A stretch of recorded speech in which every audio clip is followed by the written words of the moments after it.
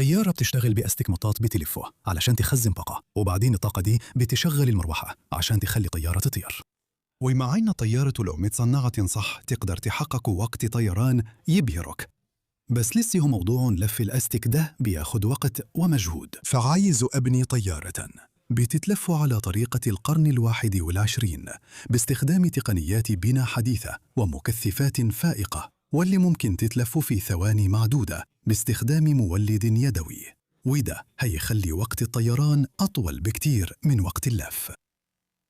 تخزين الطاقة في شكل كهرباء جوه مكثف فائق للطاقة مختلف تماماً عن فكرة الأستك، بس فيه بينهم وجه تشابه، وهو إنك تقدر تشحن مكثف الطاقة بإنك تلف مانيف له عشان تولد الكهرباء. وأنا عملت كده في مشروع قبل كده لما بنيت طيارة لاسلكي كبيرة وكانت بتشتغل بمكثفات فائقة بدل البطارية، بس الموضوع كان بياخد أكتر من دقيقتين عشان أشحنها بإيدي، وفي الآخر كانت بتطير وقت أقل من دقيقتين بشوية. علشان نزود نسبة وقت الطيران لوقت الشحن، يلا نصغر الطيارة ونخلي كفاءتها أعلى.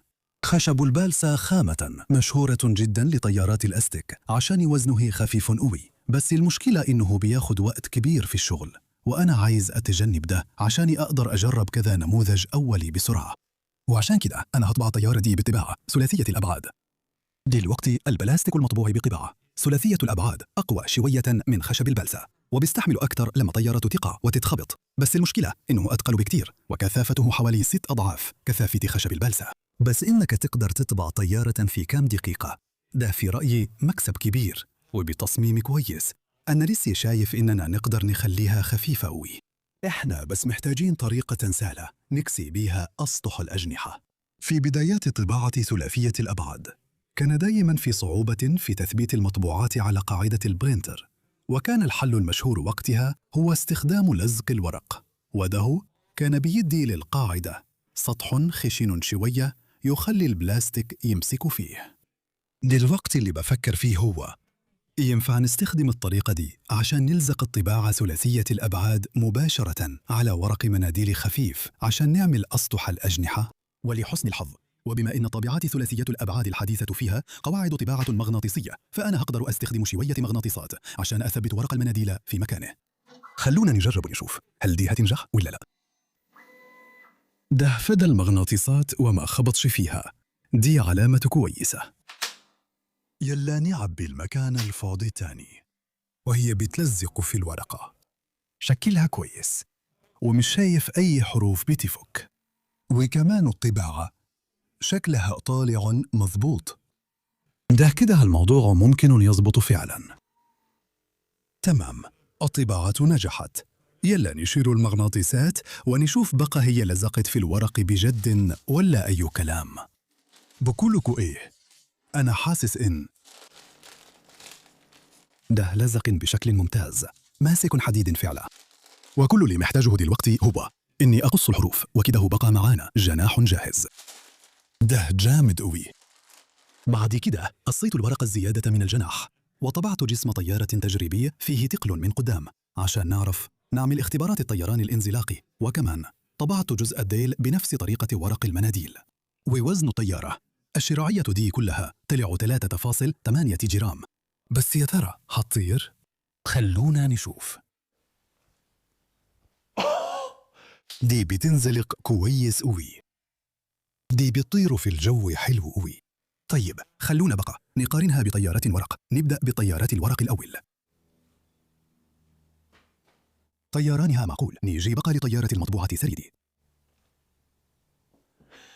وبما إن طيارة الشراعية الصغيرة جابت نتائج تبشر بالخير، بدأت أصمم طيارة أكبر بكتير تقدر تشيل مكثف فائق وموتور. فالجناح الجديد ده اتطبع في 3 أجزاء، واستخدمت قالب منحني وسشوار حراري علشان أقدر أشكل الطباعة ثلاثية الأبعاد على شكل مقطع هوائي للجناح. بس بعد ما لزقت أجزاء الجناح مع بعض كان واضح إن الهيكل ضعيف قوي ومش هيستحمل، فطبعت جناحا جديد على نصين بس، وعملت له تصميم داخلي معقد عشان أضمن إن الجناح يفضل ماسك. بالنسبة لجسم الطيارة، في الأول كنت عايز أعمل مطبوع 3D زي ده، لكن بعد كذا تجربة كان صعب إني أخلي الوزن خفيف وفي نفس الوقت أحافظ على المتانة في اتجاهات الميل أو اللف يمين وشمال. فقررت أستخدم حاجة أبسط وأخف بكتير، وهي ماسورة من ألياف الكربون. والجناح ممكن يثبت في ماسورة الكربون عن طريق فتحات بتعتمد على الاحتكاك، وده بيخليني أقدر أحرك مكان الجناح براحتي بعدين لما أضبط الطيارة. وبعدين طبعت جزء الديل اللي كان تقريبا بالحجم المناسب، وبه يثبت في ماسورة الكربون بنفس الطريقة. وبعدين ركبت مسمار صلب من قدام عشان يعمل ثقل في بوز الطيارة، وده عشان نعرف نعمل اختبار الطيران الانزلاقي.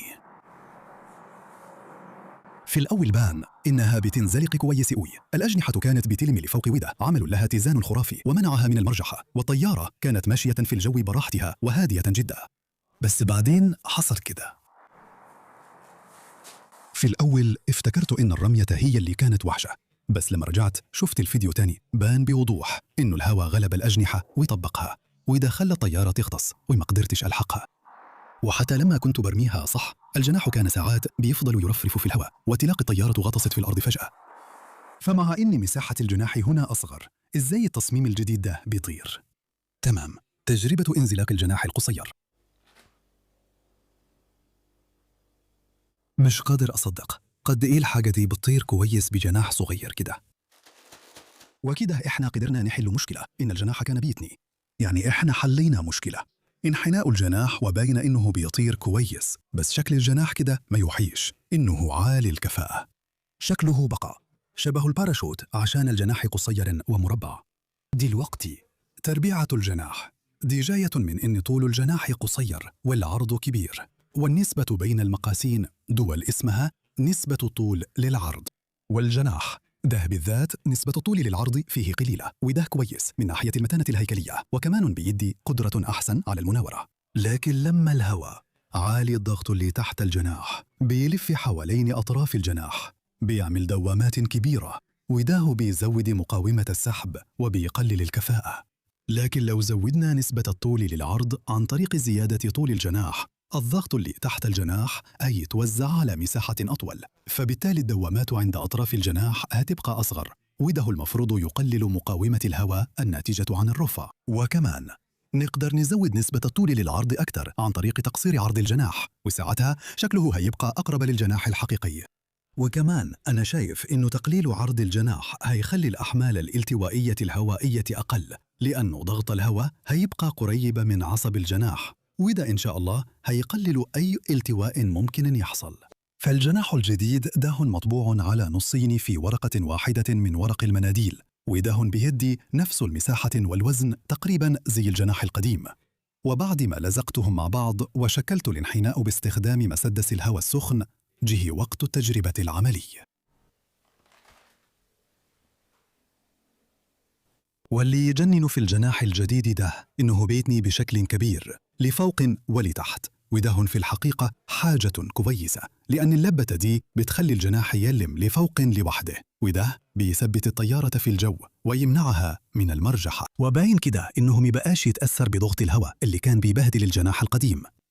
وكمان لاحظت إن زاوية الانزلاق بقت أحسن شوية مقارنة بالجناح الأقصر، وده غالباً عشان قللنا الشد بتاع دوامات الهواء اللي كان بيعقلها. دلوقتي بقى جه وقت إننا نركب وحدة المكثف الفائق والموتور علشان نولد قوة دفع، وبسبب حجم الطيارة دي محتاجين مكثف يكون وزنه ريشة وفي نفس الوقت بيخزن كهرباء كفاية تخلي الطيارة تقضي وقتاً محترم في الجو. أنا استخدمت المكثفات الفائقة في مشاريع كتير قبل كده، ولاحظت إنه كل ما المكثفات بتصغر كثافة الطاقة بتاعتها بتقل، لأن وزن التغليف والأسلاك بتاعة المكثف بيأثر أكثر. فقعدت شوية أقرأ في شوية بيانات ومواصفات فنية لحد ما وقعت على ماركة مكثفات صغيرة وكثافة طاقتها عالية مقارنة بحجمها. ولو ضفت خانة تانية في الجدول ده توضح كثافة الطاقة، هتلاحظ قد إيه بتزيد مع المكثفات الكبيرة، لدرجة إن المكثف 100 فأراد تقريباً أحسن 6 مرات من مكثف الواحد فأراد. بس المشكلة إن المكثف 100 فراد ده وزنه 20 جرام، وده تقيل قوي على الطيارة دي. فرحت واخد كل القيم اللي في الجدول ده ورسمت بها رسم بياني يوضح العلاقة بين كثافة الطاقة والسعة الكهربائية. وده كشف لي حاجة في غاية الأهمية. كثافة الطاقة بتزيد بسرعة في المكثفات الصغيرة، وبعدين بتبدأ تثبت بعد مكثف 10 فراد.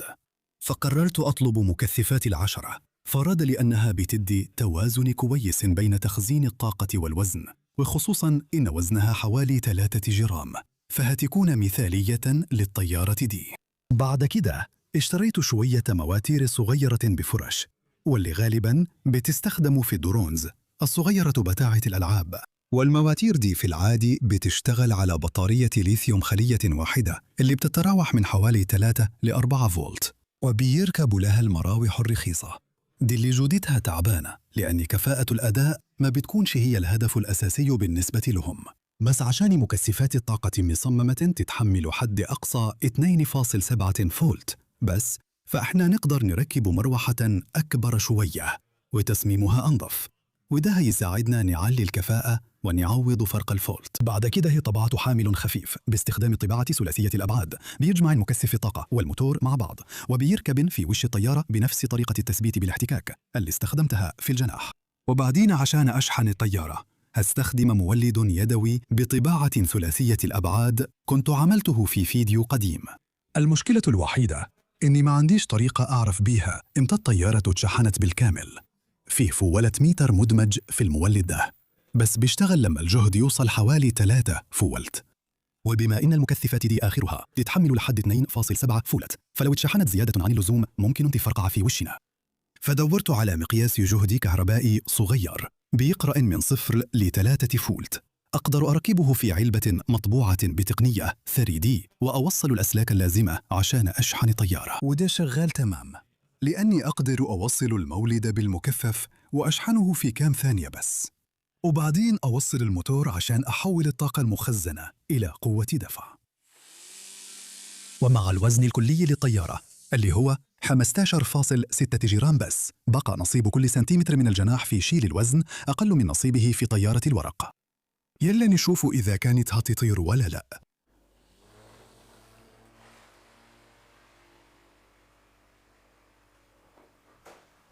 الطيارة ما علتش في الجو زي ما كنت أتمنى، لأنها محتاجة تشد حيلها وتعلى جامد في أول الطيران عشان نلحق نستفيد من كل الكهرباء اللي متخزنة في المكثف.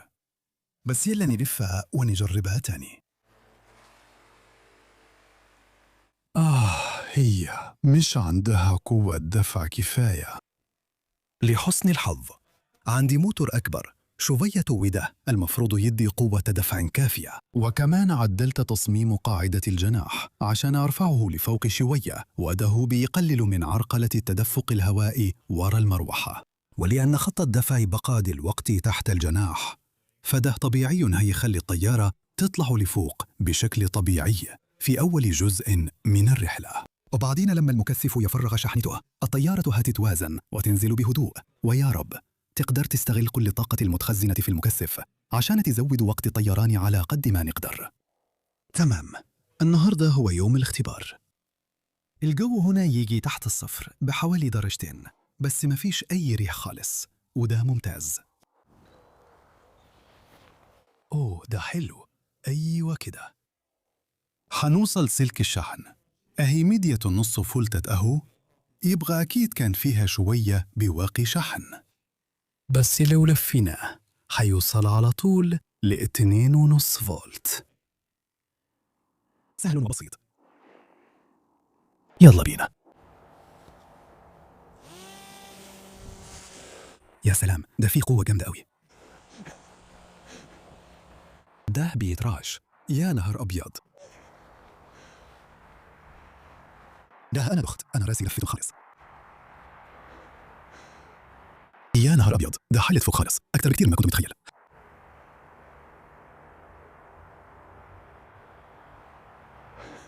دي فعلا بتطير حلو قوي.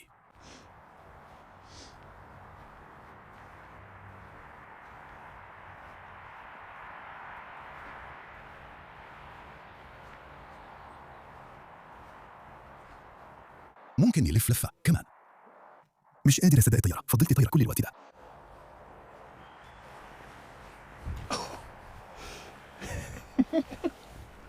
ده كان جامد جدا. تمام، بعد رحلة دي إحنا تقريبا عند نص فولت. يلا نشوف هقدر أشحنها بسرعة دي.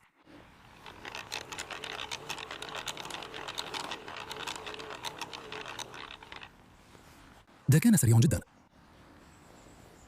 هاخدها في تجربة طيران تانية. طب هاني وصل أهو.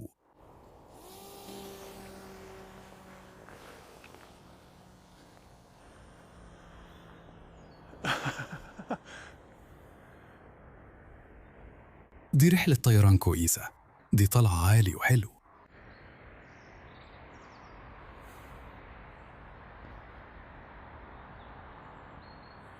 يا نهار أبيض، دي طلعت لفوق خالص.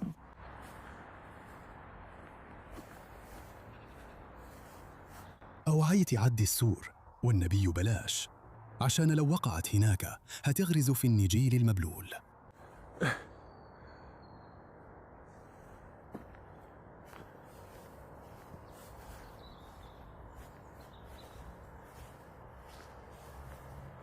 هي جاية، هي جاية، هي جاية. يا سلام، ممتاز. بعد رحلتين ناجحين جدا شحنت الطيارة وطلعت في رحلة تانية. بس الطيارة كانت بتعافر عشان تطلع لفوق. قلت يمكن ورق المناديل شرب شوية رطوبة من الجو المغيم ده، وأكيد ده زود وزن الطيارة وتقلها. وبعد كام طلعة كمان، جناح الورق كان شرب رطوبة وشبع مياه وفقد كل قوته.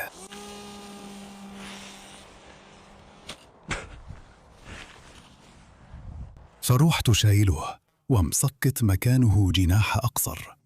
كنت ركنه في علبة مليانة أجنحة استبن، بس هو كمان ما كانش عايز يطير.